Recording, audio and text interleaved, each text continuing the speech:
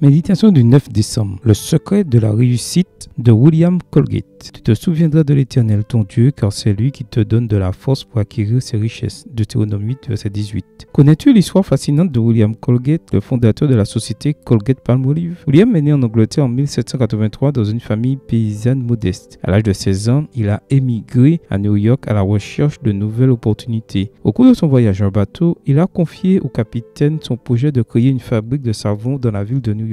Le capitaine lui a donné un précieux conseil. Il y aura bientôt un grand fabricant de savon à New York. Tu pourrais être celui-là. Mais n'oublie jamais que Dieu t'a donné la capacité de fabriquer du savon. Honore ce don en partageant tes gains. Commence par donner la dîme de tout ce que tu recevras. William s'est consacré à l'apprentissage de la fabrication du savon et a fondé sa propre entreprise en 1806, reconnaissant de ce que tout ce qu'il possédait était un don de Dieu. Il a commencé à payer la dîme. Son entreprise a rapidement prospéré et est devenue une des plus importantes du pays. Cependant, William n'a jamais oublié sa promesse, mettant toujours la dîme de côté pour Dieu et apportant son aide à ceux qui étaient dans le besoin. Sa générosité a même dépassé de loin sa dîme initiale. Il a commencé à rendre au Seigneur 1/10 de ses revenus, puis 2/10, puis 3/10 et enfin jusqu'à la moitié de tout ce qu'il gagnait. Sa foi et sa générosité lui a valu la reconnaissance de tous et son nom est entré dans l'histoire comme un exemple remarquable d'homme d'affaires chrétien. L'histoire de William Colgate est une source d'inspiration pour tous les jeunes chrétiens qui veulent créer une entreprise selon les principes bibliques. William a prouvé qu'il était possible de réussir tout en étant fidèle à Dieu et que la générosité est une vertu qui apportait des bénédictions. Quel genre de jeune veux-tu être? Un jeune qui honore Dieu avec ses finances ou qui se laisse séduire par l'argent? Jésus a dit, nul ne peut servir deux maîtres. Vous ne pouvez servir Dieu et Mammon. Matthieu 6, verset 24. Aimerais-tu suivre l'exemple de William Colgate et honorer Dieu avec tes finances? Sois lui fidèle en lui rendant la dîme et les offrandes et pratique la générosité, car Dieu aime celui qui donne avec joie. 2 Corinthiens 9, verset 7.